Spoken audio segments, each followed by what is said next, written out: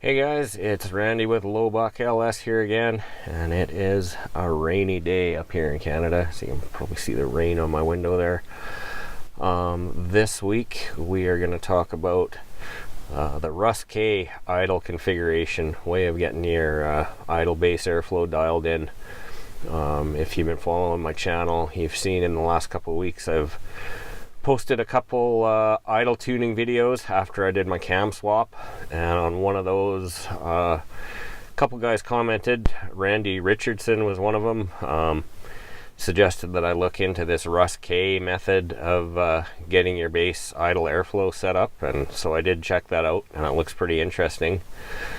And then another guy chimed in, Dylan Cook, and he agreed that it would be useful to cover this Russ K base idle airflow tuning and look at some of the startup airflow tuning as well. So that's what we're gonna do today. I'm gonna go inside and fire up the computer and show you guys how to get set up to do this Russ K idle config tuning. So I'm going to shut off the camera for now, and we'll fire up the computer view inside the house there. So talk to you in a bit. Just show you guys one quick thing before I go inside. Because I got this bullhorn fender exit exhaust, my intercooler came with 3-inch caps, and that works perfect for when it's raining outside. Put that 3-inch cap over top of my fender exit exhaust to keep the water out of it. I just need to remember to take it off before I start the truck. So now I'll head in and fire up that computer. Okay guys, I just wanted to show you where I got these instructions and the files to do this Russ K. So I'm on the HP Tuners forum thread called Russ K's Adaptive Idle Config, and these were posted right by Russ K himself, Russ Kemp, and oh look at that, he's Canadian even, from Regina, Saskatchewan. And I'm assuming he's the guy that came up with the way of doing this config initially, since it's named after him. So he's posted this file, but this thread's pretty old. This is from back in 2010. So this config file would be for the old VCM scanner, like 2.24, but when they went to version 3, and now they're on like version 4 point something, this doesn't work anymore. But what I did find in this thread is instructions on how to do it. So this guy asked, Russ, is there a write-up on exactly how to use your config? And then he replies and says, cold key engine on, start scanning, start engine, and let idle till operating temperature without touching the throttle. And then we copy our desired airflow histogram, which now that's called a graph in version 4 of the scanner, and paste it into our running airflow table. So that's the way we're going to do it.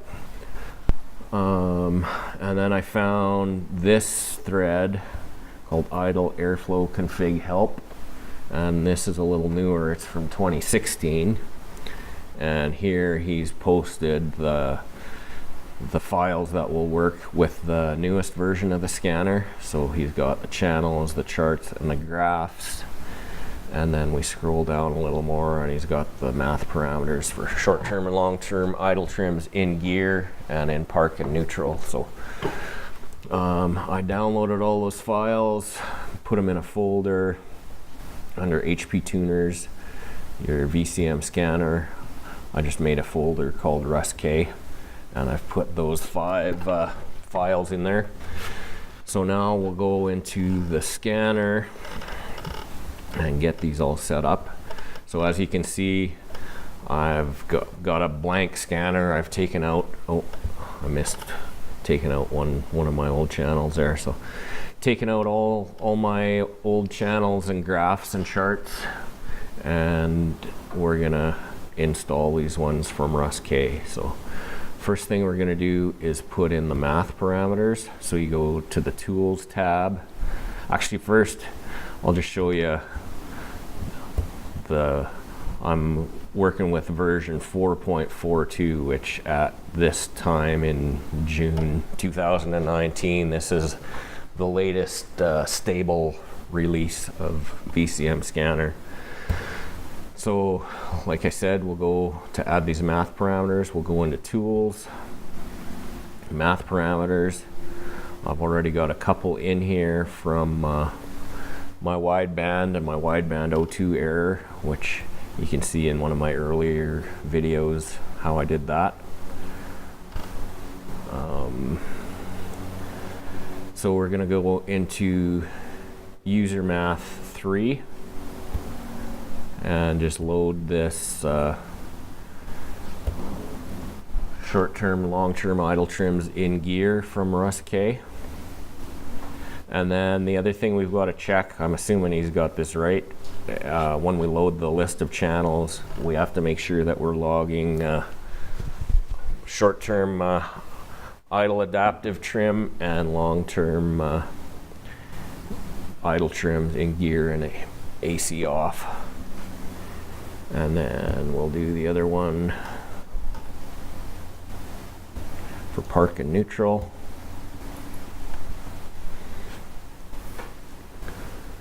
Okay, so we should be able to, I don't think we even need to hit save or anything. I think we just close that, and then if we go back in here, they'll be in there.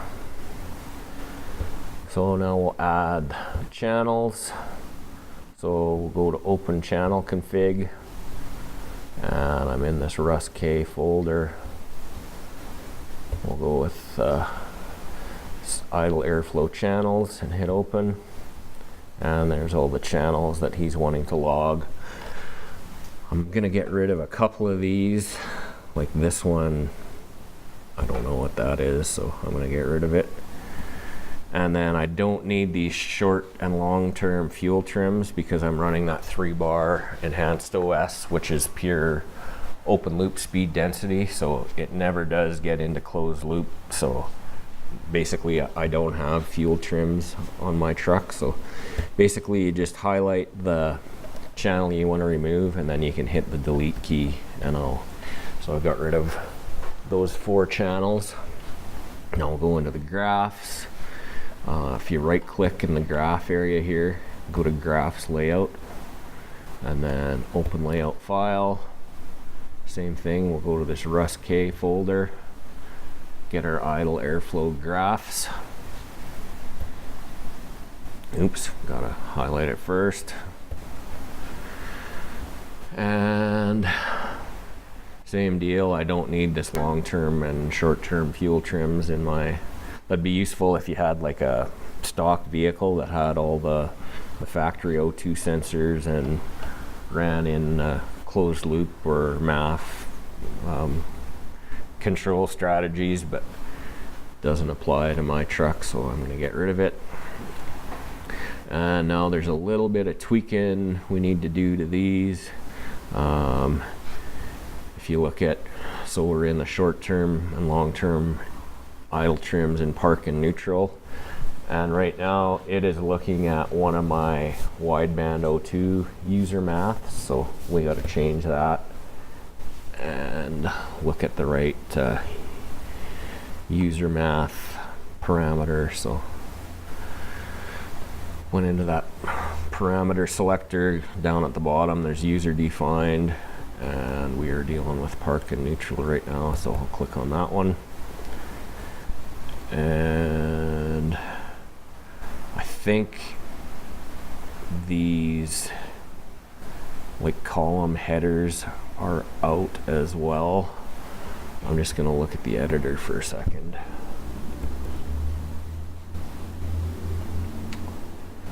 So we're engine, idle tab, airflow tab, idle airflow, and yeah, you can see the breakpoints we have here are -40, -20, 0, 20, 40, 60, 80, and so on. And if you go back to this chart, it's 0 or -40, -28. So I'm going to change that to match our configuration that we have in the editor.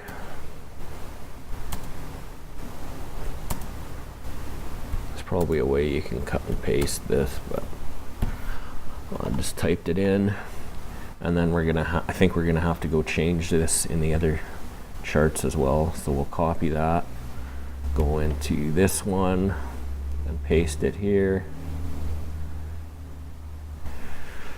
and same thing here. We got to oh, and I see something else. We got to change our units here, so we want to be in grams per second. So I'll go into our user math, same thing down at the bottom, user defined, short-term and long-term idle trims in gear. And now I'm going to go back and check this one and check the units. That's weird, that one's in grams per second, but this one was in something different. So that all looks good. We'll go look at our idle desired airflow. It's in grams per second, which we want, but we just need to change these column headers or breakpoints. So now I think we should be good on those. I'm going to save those as actually no, yeah, I'll just save it as this one here. Now we'll go into the charts. Same thing, you right click on the blank area here, hit charts layout, and go into the Russ K folder again, GM idle airflow charts, and these are all the charts that he's looking at. So now we should be set up. I'm going to go back out to the truck and connect the scanner, and then, like he says in the instructions, we'll start logging and then start the engine, and then basically wait. You know, it's probably like 10 degrees Celsius right now, so we'll either be in the 0 degrees Celsius column at first, or the 20, and then as the engine coolant heats up, it'll move over and populate these parts of the graph as well. So, and then once we've gone from whatever temperature we're at now up to, we'll probably let it get close to 100 degrees Celsius. Then we'll stop scanning, we'll save it, and we'll cut and paste the numbers that it logs here into our base running airflow table here. So head out to the truck and get going on that. Okay, so we are in the truck. I just thought of one other change I want to make in this chart layout. And same deal, I'm going to get rid of these long-term and short-term fuel trims here because I don't need them. So we'll get rid of that. That'll make a little more room down here. So I think we are ready. I got my scanner connected to my truck. So we will start scanning. And it looks like it's doing its thing, so we'll fire up the truck.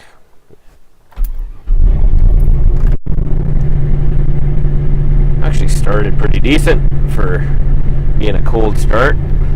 So you can see our engine coolant temp here is at 7 degrees, so it'll take a bit. We're gonna wait for it to get up to close to 100, at least 90 something here. So I'll probably fast forward the video here so you guys won't have to sit here and watch it in real time, but we'll pick up again. I'll fast forward through it and we'll pick up when we're up at operating temperature. You can see here it started out in the 0 degrees Celsius column. Now it's moved over to the 20 degree Celsius column, and as the engine warms up, you'll see it keep moving over and over here till we want to see it get into this cell here eventually.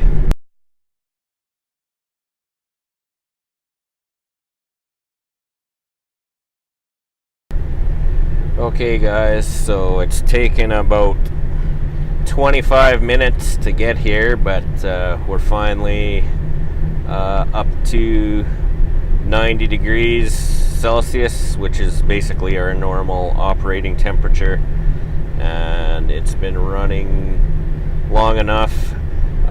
One thing you can look at is this counts, and that'll tell you how many data points basically are in each cell that it's averaged out. So we're getting up to 2,000 data points that it's averaged to get this 5 degrees. So basically I'm gonna stop scanning and we'll shut the truck off, and we're gonna save this log file. And I already ran this once yesterday, so I'm just gonna overwrite this. Now we're gonna go into the editor. Actually, we're gonna copy this right here.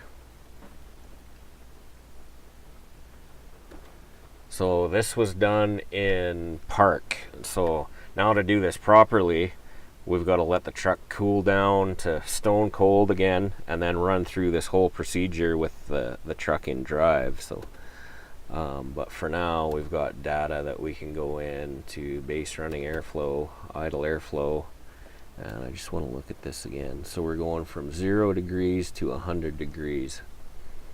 So if I go back in here and go 0 to 100, oh, except that's in gear. I want to be in park. So I thought I copied this. Copy.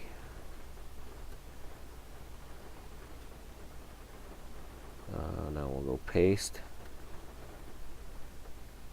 And the other thing I'm going to do, basically I'm just going to extend this on the two cells at 120 and 140. I'm going to make them both 5 grams per second as well to continue the trend of the chart over. So now, like I said, to do this right, we've got to let the truck get stone cold again and then put it in gear and do the whole thing, and then we'd have numbers to cut and paste into this top row of the chart. But for now, we've just done it in Park. So I'm going to write this to the truck. Actually, I'm going to save it. It is June 7th today.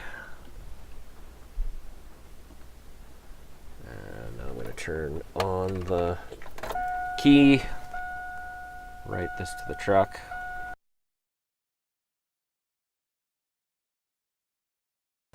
Okay, so we got that wrote to the ECM of the truck just for the heck of it. So I've got this log saved. I'm going to try start it up again, and we'll just see how it starts, and then we may have to we may work on tuning this idle airflow, but let's see how it fires up anyways.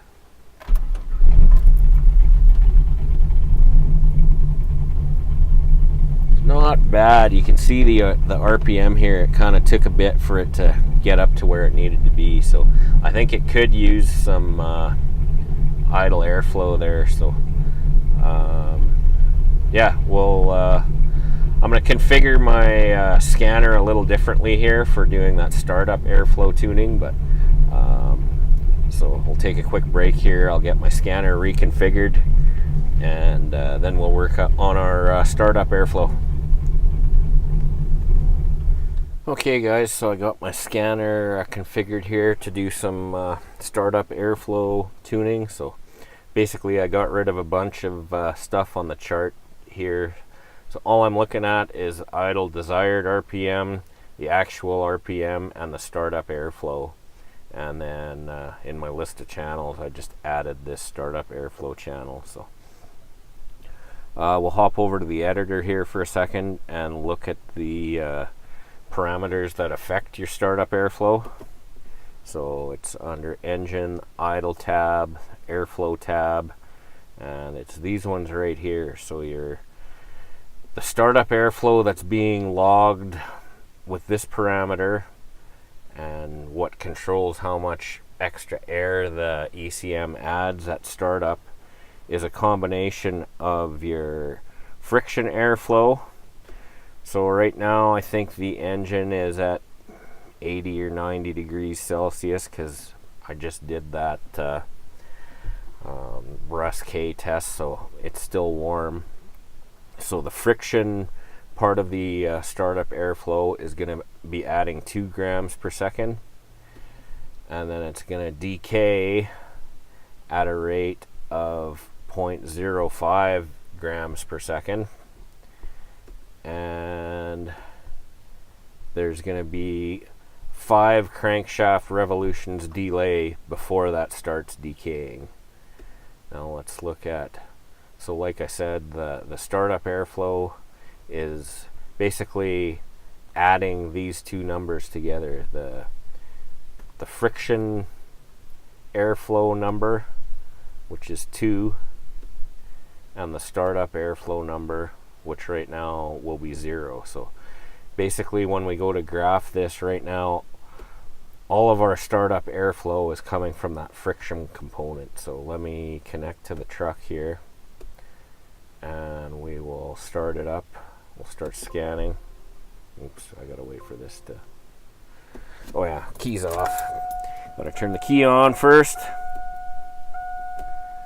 And we'll go connect. You'd think I've done this enough times that I'd remember this stuff, but apparently not. So we'll start scanning. Anyways, it's calling for 2 grams, so we'll go to start the truck. And you can see our RPM came up there to about 1,000. And then I'll just stop the scan here so we can kind of analyze things here. So let me go back in time a bit here to when the truck starts. So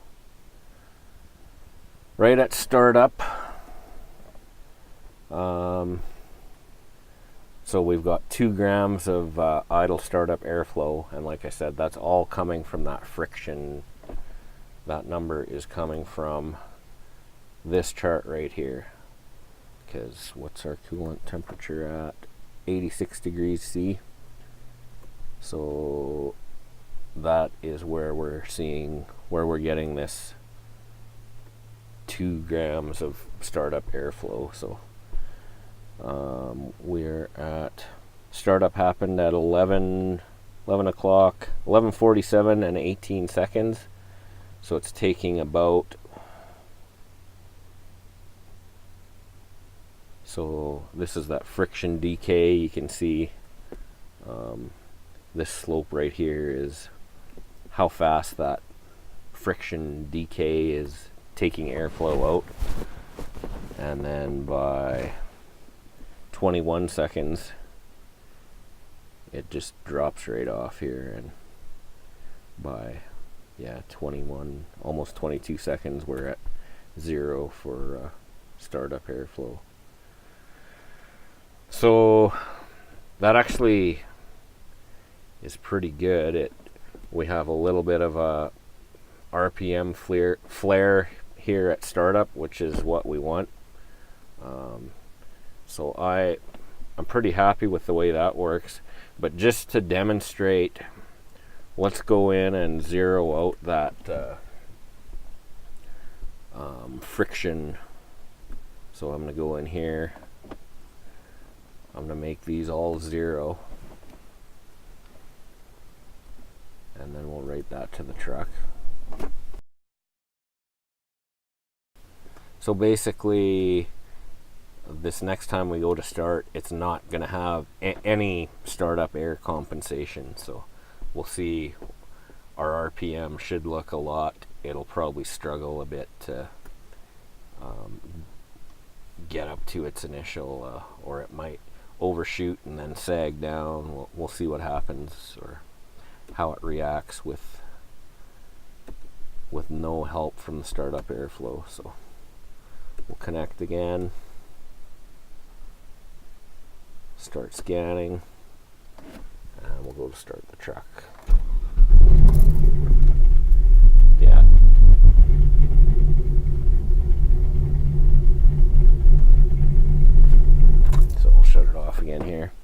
So yeah, you can see it did the same. It had a bit of a startup flare.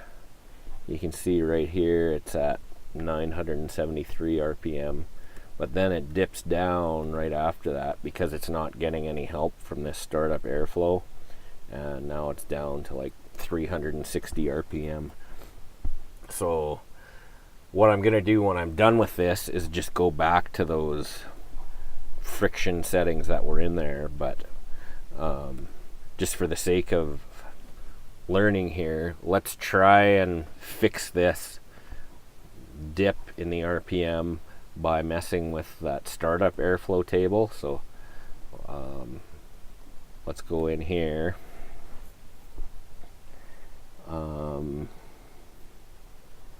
So let's go to startup airflow initial, and what were we running at again? Like 80 or 90 degrees? Yeah, 84 degrees. So in this cell right here, let's make it 2.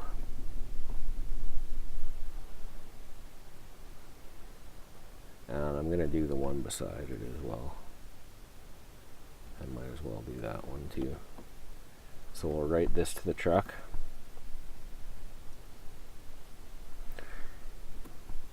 Hey, I'm remembering this time to disconnect from the scanner before I do that.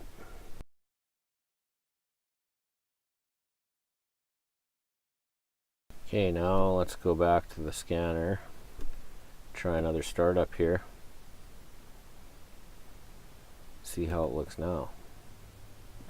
So now you can see it's calling for 2 grams per second of startup air, which is coming from that startup air chart now, startup airflow initial, instead of before it was coming from the friction airflow initial. So let's go for a start here and see what happens.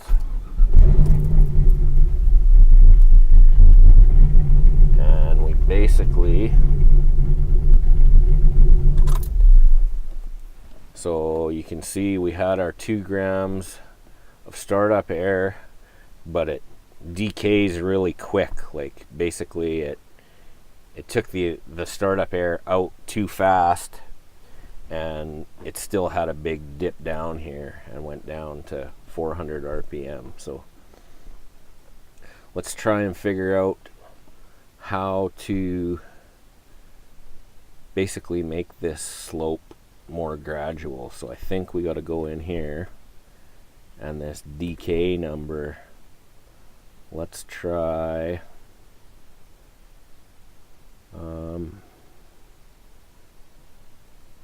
I don't know, let's make it half of what it was,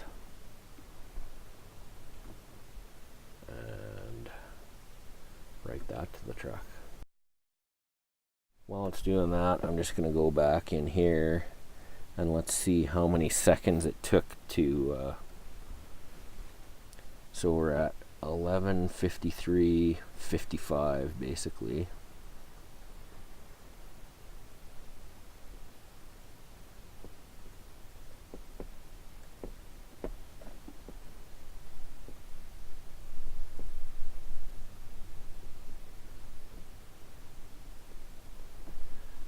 So basically by the time we get in 1 second, like from 11:53:55 to 11:53:56, it's taken away all our startup airflow. So let's see if by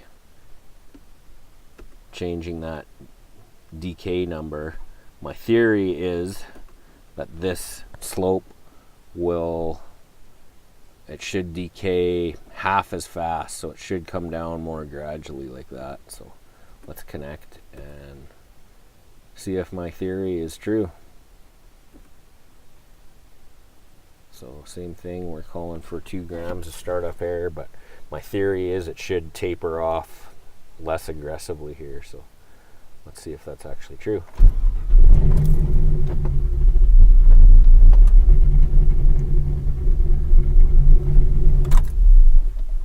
So it doesn't actually look like it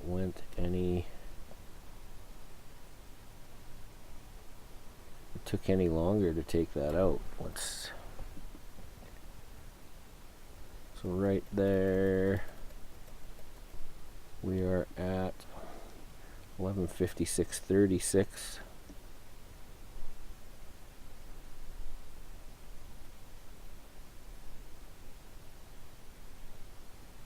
Yeah, again it took a second to. Okay, let's go.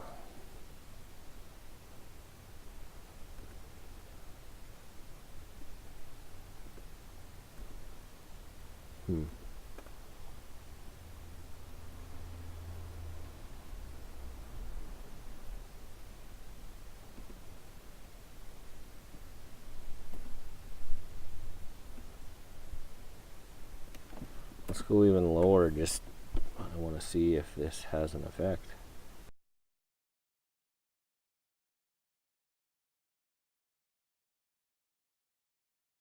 Okay, now let's go in and see if that made a difference.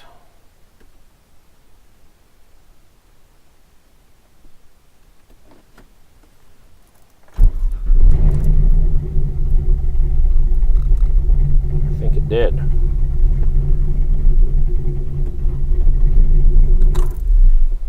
So you can see now it took longer to. So here we're at 11:59:15. Oh, it's almost lunchtime. 11:59:15, and now it took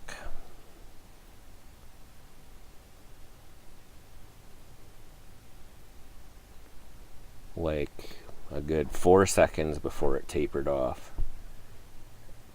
So I guess I just had to go further on that. So, but it still dipped down to about just under 600 RPM, 590 at its lowest point here. So let's try make that. Actually, let's leave that the way it is. So that was the decay we were adjusting, and the smaller we make that number, the more gentle it makes this slope. But now let's go in and look at startup airflow delay, and I think what that will do is the bigger we make that number, it'll move this over and it'll stay at 2 longer before it starts tapering down like that. So let's change that and see if our theory is true. And this is in camshaft revolutions, so you'd think it would be in like seconds or something like that, but it's not. So and again, we're dealing with 80 degree, and as I'm sitting here talking, it's cooling down a bit, so I'll probably change it in the 60, and maybe I'll change all 3 of these here. And just trying to think, how many times would the camshaft turn in a second at like 800 RPM? I don't know. I'm just going to try a number in here. Let's go 50, just for the heck of it. Kind of trial and error here. So make sure we're disconnected. Write it to the truck.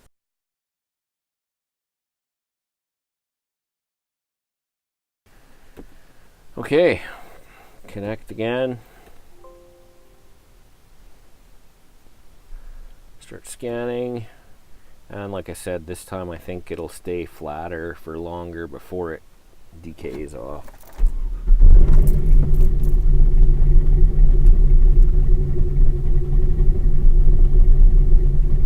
And sure enough. So, shut the truck off again. Probably went a fair bit longer than I needed to on that. So 50 was too big of a number there, I think. But at least we got rid of that big dip in the in the RPM.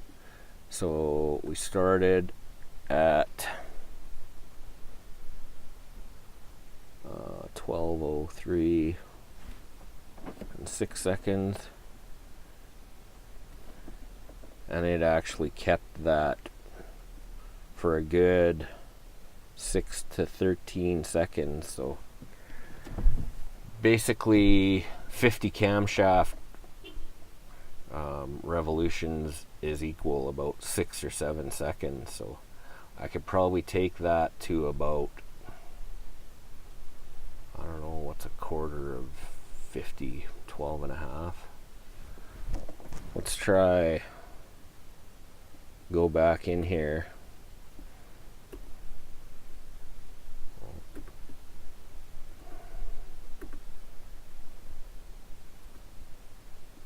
Let's go back into our delay and we'll set this to 12.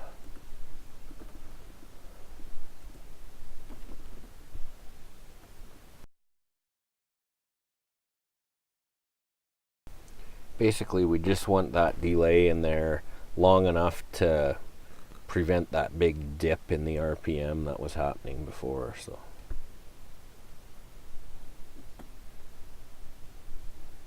let's see if 12 will be long enough.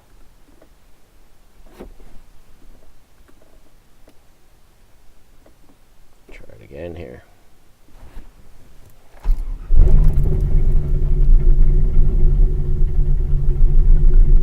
And I'd say that's just about perfect.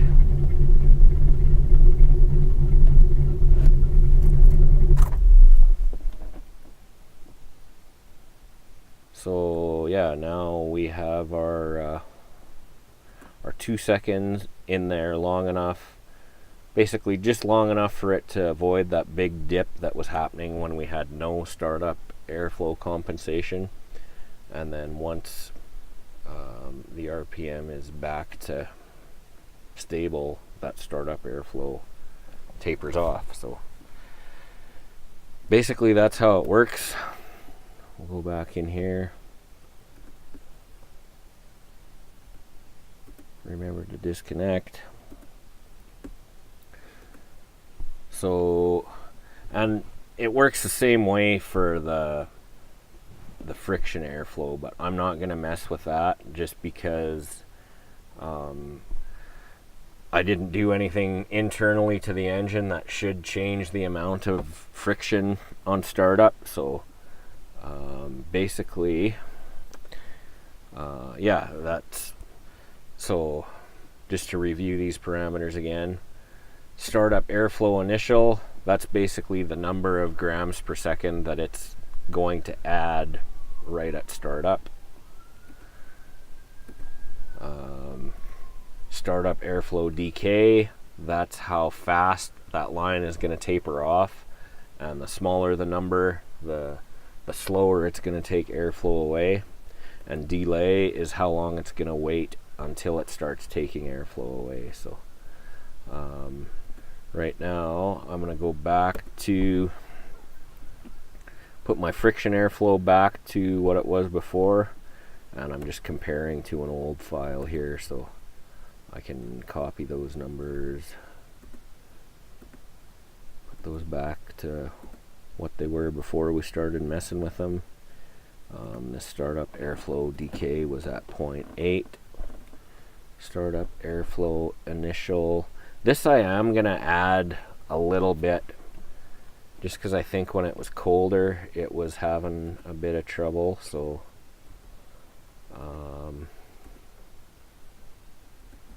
first I'm going to put it back to what they were before.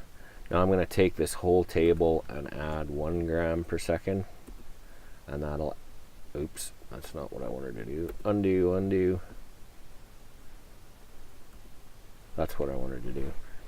So basically I added, so now when we go to do our startup, we should see our initial startup airflow at 3, and 2 grams per second of that is going to come from this friction airflow table, and 1 gram of that is going to come from this startup airflow table.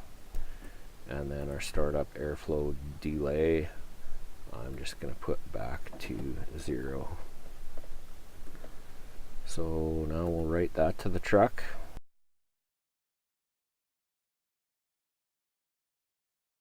And I'm going to save my tune because I think this is the way I'm going to leave it for now. Now we'll go back in here, connect one more time, start scanning. So our startup airflow should be at 3. Slightly, I'm not sure why it's at 3.3. Let me have one more look at this. So should be, maybe it's like interpolating between these two. I've seen HP tuners do that before. Like if, what is our coolant temperature at? 77. So maybe it's taking like the average. It's not quite at 80 and it's definitely not at 60, so it might be getting like that 1.3. But anyways, let's fire this thing up and see how it does here.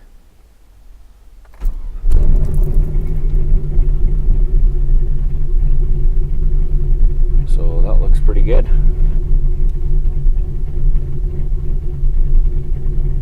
So I think I'm happy with that. If I need to, I can tweak it as time goes on, but I think we'll wrap this one up. Okay guys, that's going to be all for this video. Remember, I'm going to put those Russ K config files on my new website at lowbuckls.com. I'll put the link in the description. Thanks to Randy Richardson and Dylan Cook for commenting, and actually thanks to all you guys for commenting and watching and subscribing. Next video, we're going to work on putting in our intercooler and our cold side between the turbo and the intercooler and the throttle body. So I'm going to get out of the rain here, and we'll talk to you on the next one.